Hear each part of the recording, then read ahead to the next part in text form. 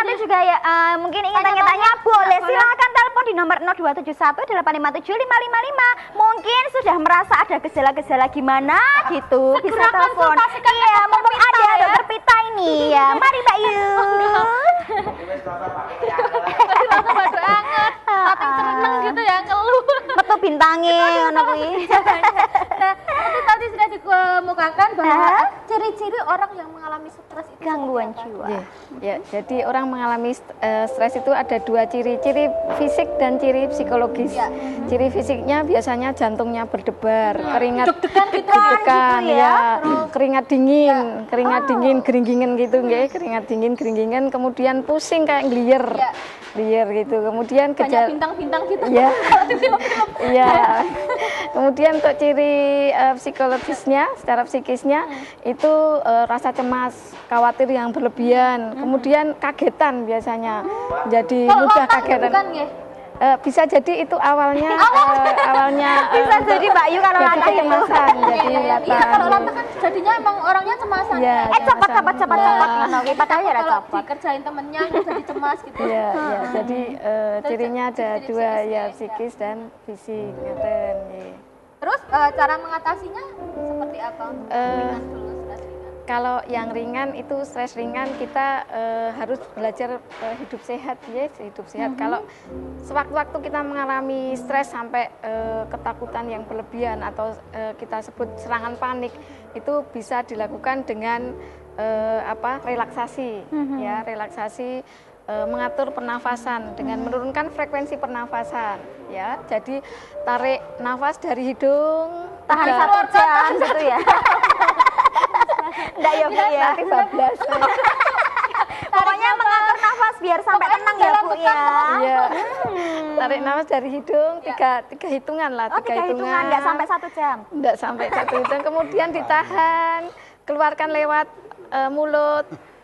Kira-kira 3 hitungan juga gitu, seperti sama kayak melepaskan beban seperti itu. Gitu. Ya, kalau itu. menghela nafas gitu Itu bisa jadi Gak salah apa-apa satu ya, Bu, bagian ya? sebenarnya orang untuk mengatur frekuensi Emosi, pernafasan ya. Makanya kalau lagi emosi wis ngundalo ambekan terus Iya. tokno biar emosinya agak berkurang gitu. Iya. Itu kalau dihubungkan juga ada kaitannya dengan kita memperlambat frekuensi pernafasan, maka detak jantung yang orang stres itu kan jantungnya berdebar-debar ya, itu menjadi lebih stabil. Kemudian karena dari penelitian juga disebutkan bahwa dengan relaksasi mengatur pernafasan itu akan menurunkan tensi orang dengan hipertensi dari terapi relaksasi seperti ini. Selain mengatur pernafasan adalah Jadi ya pola hidup sehat, istirahat cukup. Kalau mempunyai masalah ya disampaikan kepada orang yang dipercaya. orang itu bisa sebagai berengkau ya Mbak ya. Jadi perlu ada curhat ke orang gitu biar mungkin bisa kasih solusi. Tapi harus hati-hati orangnya yang dipercaya. Nanti takutnya orangnya juga Kalau ember, malah berbagi itu ya. Kita jadi harus orang yang kita percaya, apakah itu orang tua atau pasangan seperti itu. Berarti juga dukungan dari orang-orang sekitar itu pengaruh sekali, Ya, mempengaruhi sangat. jadi olahraga cukup, istirahat cukup, kemudian kalau mendengarkan musik itu termasuk salah satu cara mengatasi stres mboten Ibu? bisa.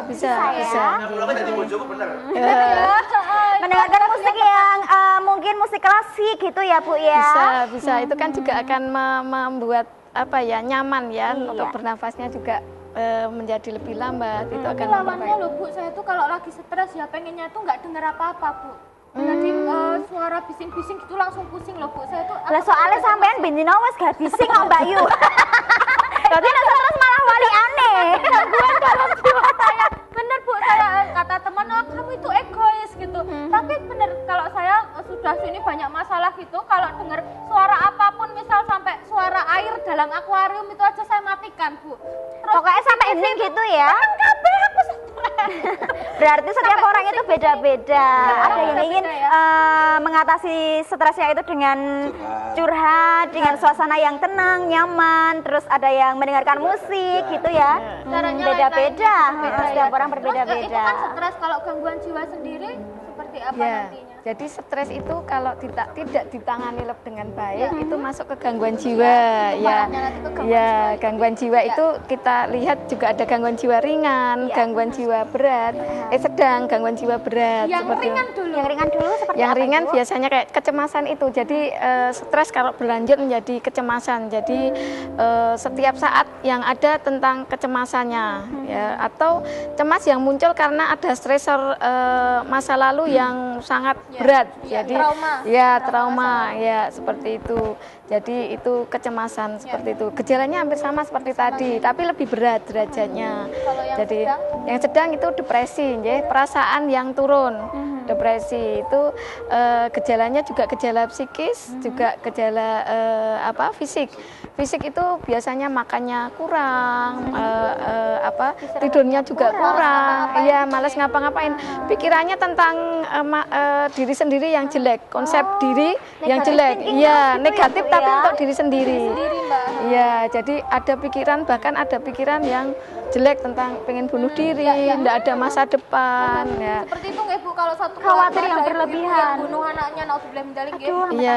itu kan kayaknya khawatir, wah aku wis ra duwe tinggi anakku piye, aku Iya. pating piye kayak iku Diajak bunuh diri bersama, misalnya loh, Mbak. akhirnya hidupnya sekarang juga ben masuk surga. Itu termasuk stres loh, itu termasuk gangguan jiwa loh. Termasuk sedang atau Iya, berat itu? sudah kalau ada pikiran bunuh diri bahkan sampai mencoba itu kita arahkan itu sudah ke berat gitu. Iya, Depresi berat kalau nggak ditangani masuk gangguan jiwa berat. Aduh, makanya dong, Bu. Gangguan jiwa berat itu kemampuan menilai realitasnya sudah terganggu. Jadi kadang ada Ketawa halusinasi. sendiri. Ya, karena mendengar Omong dewe. omong dewe tapi itu sebenarnya kita harus memahami itu memang gejalanya karena dia ada halusinasi. Jadi ini gangguan jiwa karena dia memang dia mendengar gitu. Jadi kita malah kita malah memojokkan dia suka ngomong sendiri, senyum, itu sebenarnya salah kita. Jadi dia bicara sendiri, senyum sendiri, menarik diri, bahkan lama-lama nanti tidak mau mandi, tidak mau sosialisasi, seperti itu. Makan pun harus yang bahayanya kalau ngamuk-ngamuk itu ya Bu. Ya, Sampai jadi kalau yang sampai di- menyakiti di luar orang lain daerah itu loh. Yang di luar daerah sampai dipasung seperti itu. ya, Ranting. karena kemampuan menilai realitasnya terganggu, gangguan membahayakan motorik orang lain ya, juga, dan mungkin dia sendiri juga membahayakan dia sendiri, sehingga harus senjata tajam melukai diri ya, sendiri. karena dia sudah gangguan orientasi juga. Ini orangnya siapa, saudaraku apa bukan? Dia sudah terganggu, enggak bisa. Sehingga yang ada tergantung halusinasi itu juga. Kalau halusinasinya tentang hal-hal yang menyenangkan, dia mesti lebih banyak menyendiri dan senyum-senyum. Tapi kalau sesuatu yang menakutkan, menyalah-nyalahkan, itu dia pertahanan, dia mungkin bisa membunuh orang lain atau dia karena ketakutannya bisa. Kalau diri yang udah sendiri. separah itu, apakah masih bisa diobati, Ibu? masih Ya. bisa sembuh. Ya kita tetap harus optimis ya, tetap kesembuhan itu tetap Tuhan, kita harus berupaya gitu ya. Jadi kalau terjadi sebelum 1 tahun itu bisa 85% kembali ya. Ya 1 tahun ya, 1 tahun itu bisa kembali seperti semula. Jadi terapinya sebenarnya tidak hanya obat, meskipun obat yang utama, tapi dukungan keluarga, lingkungan. Iya, jadi percuma kalau hanya obat aja, keluarganya suka marah-marah, suka mengemukakan kata-kata yang negatif dengan pasien. Malah semakin itu ya membuat beban ya Bu ya. Dikucilkan gitu ya. Iya, karena dia kan pikiran sudah terganggu. Kalau dia makin kita kasih stresor, tambah parah nanti. Kalau Pak Suwarno sendiri pas melayani gitu suka dukanya seperti apa Pak? Untuk yang awalnya misal datang Yang baru masuk gitu loh Pak. Ya kalau dari